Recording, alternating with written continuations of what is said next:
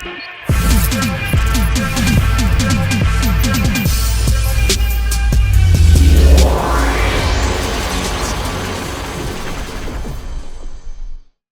year is 1998. Location, Sanctuary 2. Thanos sat aboard his ship, meditating in silence as he pondered on his quest to retrieve all 6 Infinity Stones. He had a goal in mind, a goal that he knew was daunting, but he was more than determined to fulfill his obligations. He owed it to all his principles to fulfill that mission. As he sat on his ship, he heard faint whispers from his crew members, indicating that something was wrong. Thanos was not one who liked to be tested. With a menacing gruff, he arose from his seat and walked towards the whispering crew members, his eyes determined to find out what they were whispering about. Terrified but trying their best not to show it, they revealed to Thanos that they just received communication across from a space-time continuum. From all they knew, this information could have come from any time or any universe.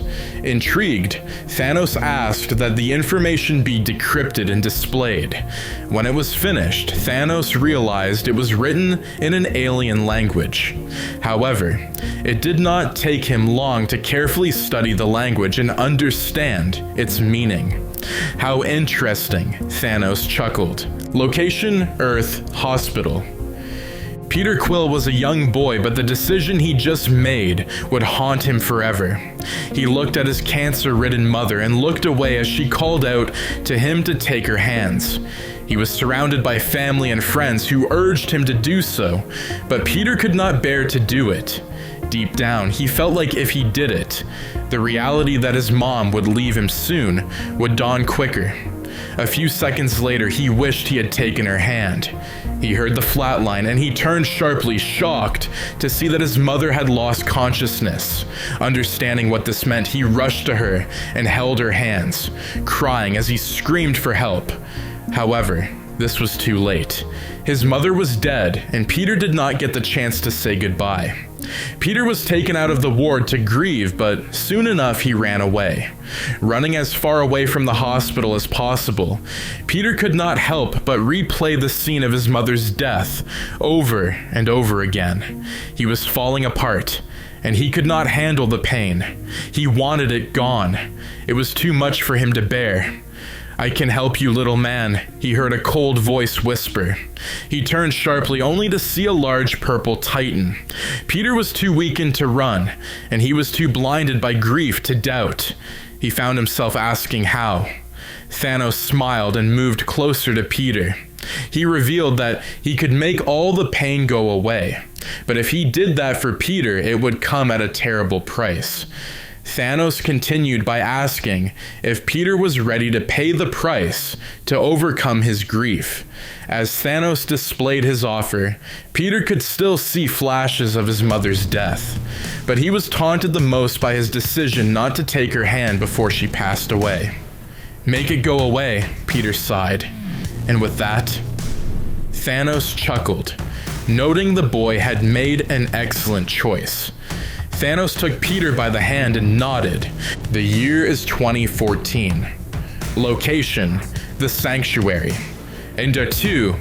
Peter Quill was seated shirtless on the floor, quiet as ever as he watched his 2 pistols. Standing at the other end of the room was Thanos, Gamora, and Nebula, all looking intently at what Peter would do.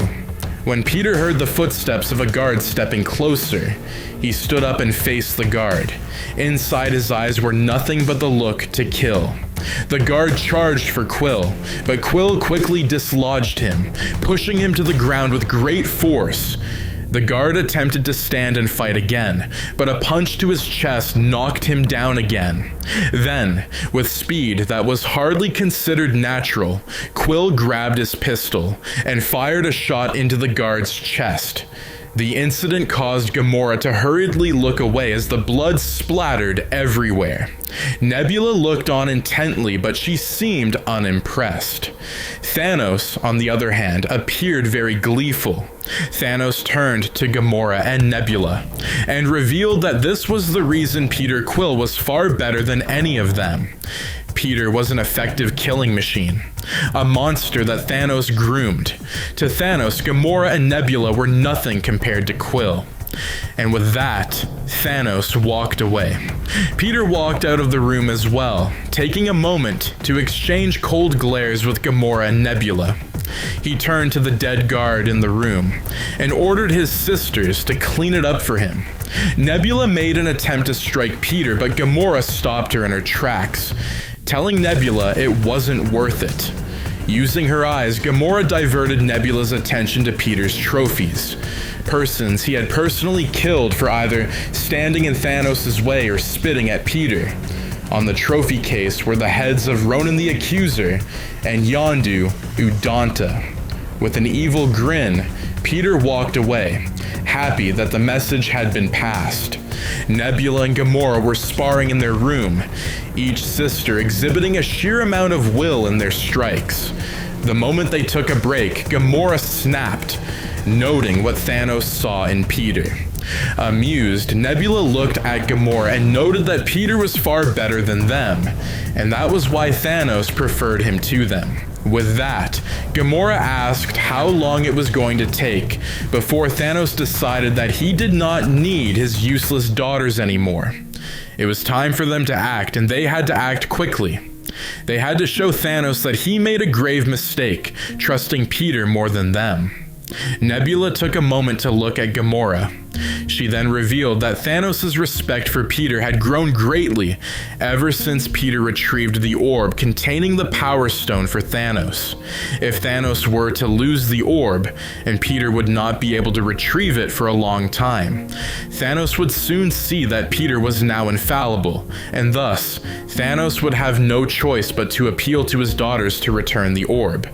And once they did, Thanos would start respecting them. Gamora admitted that she liked the idea, and commented that she always knew Nebula's killer reasoning would come in handy someday.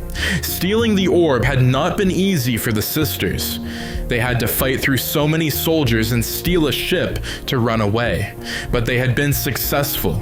Now, they were going to run as far as possible, and hope to everything they believed in that their plan would work. Once Peter had found out what they had done, he became enraged. He was determined to find them and punish them for what they had done. He boarded another ship and rejected every possible backup. He was determined to bring the orb and his sisters home, dead or alive. Location: Xandar, the Nova Empire. Gamora and Nebula had finally arrived somewhere safe. Once they reached, Gamora inquired on the next phase of the plan, of which Nebula remarked that they had to try not to get killed. Seeing the bright city beaming with life and light, Gamora suggested that they sell the orb. If they did, the trade system would ensure that if Peter found them, he would not be able to retrieve the orb so easily. Deciding that they needed to act fast, they attempted to sell the orb to quite a number of dealers. However, for some reason, the dealers never accepted the deal, which confused Nebula and Gamora.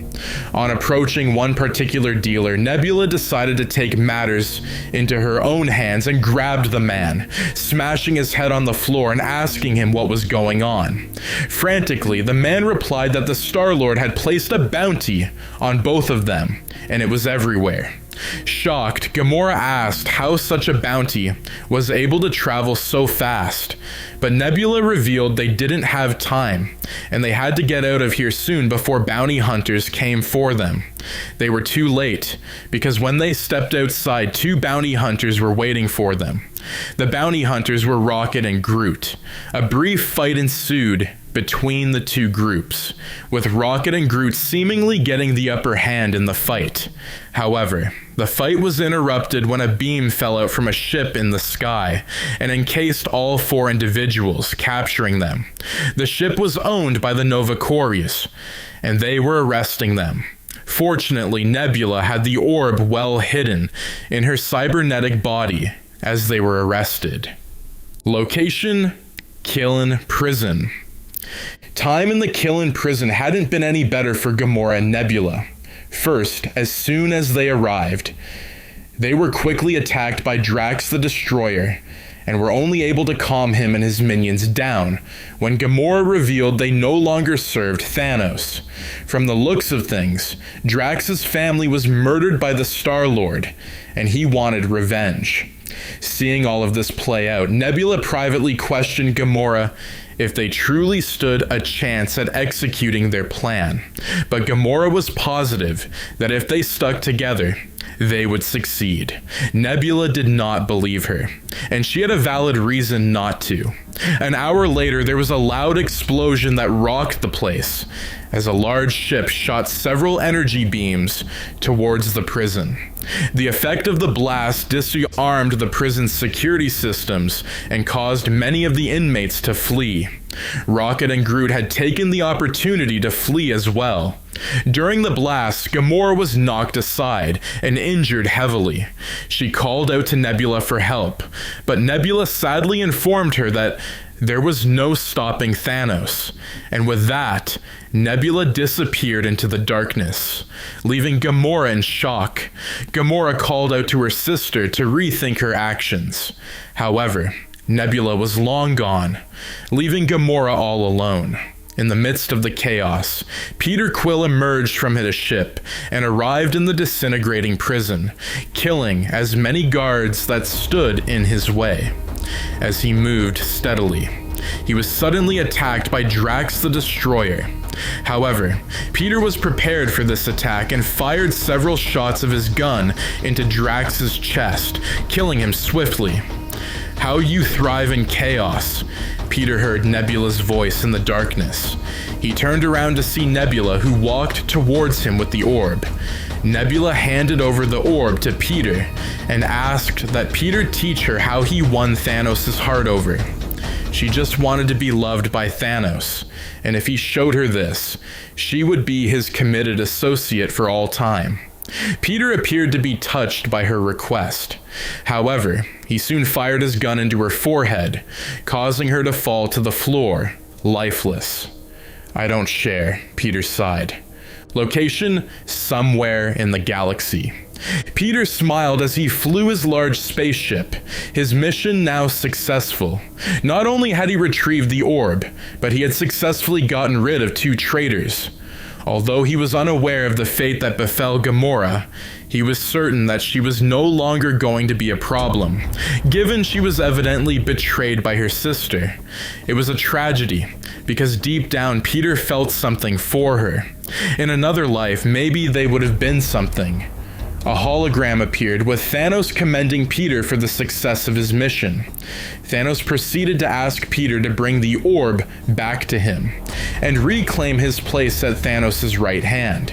However, Peter admitted he had other ideas, to Thanos' shock. Peter revealed that he always wondered why Thanos came all the way to Earth to recruit an ordinary boy whose mother had just died of cancer. He always wondered why Thanos had been so invested in training the boy to become a ruthless, seemingly emotionless assassin. Then Peter revealed that he embarked on his own research. He eventually found out that in 1988, Thanos had received information from another timeline that Peter was the son of the celestial Ego. Discovering his celestial heritage, Peter also did research and realized how Celestials were birthed, realizing that the entire backbone of Thanos' plan was to prevent the emergence of the Celestials.